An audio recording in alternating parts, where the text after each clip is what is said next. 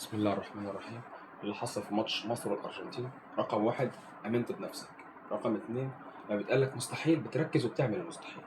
نزلت محقق الميزتين دول، حصل النتيجة، حققت المهمة بتاعتك. طيب الخطة بقى البديلة تحول هنا بقى حصل.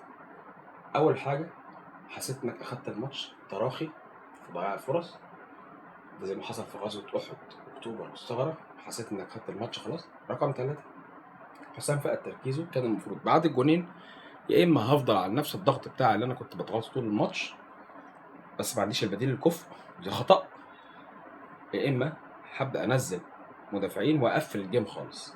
على النقيض بقى ايه اللي حصل؟ الارجنتين: واحد، ما فقدش تركيزه رغم التاخر بهدفين، دي عقليه البطل.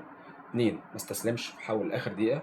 تلاته، عرف من اين تؤكل الكتف، انت قافل العمق، راح مرحل ميسي على الاطراف نقطه قوته وبدا ينزل مهاجمين اطوال ويعمل العرضيات جوه ال 18.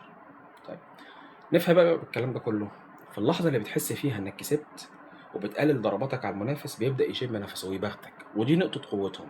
لازم تدرس عدوك كويس، بيعرف يلم نفسه ويسيطر على عقله وتركيزه، وهو ده سر نجاح البطل.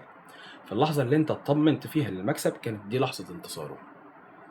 أنت سر قوتك إن يقولك مستحيل، وضعفك في إنك تفرح بدري وما تحطش الخطة التانية وتبقى جاهز لضربته أو تقضي عليه.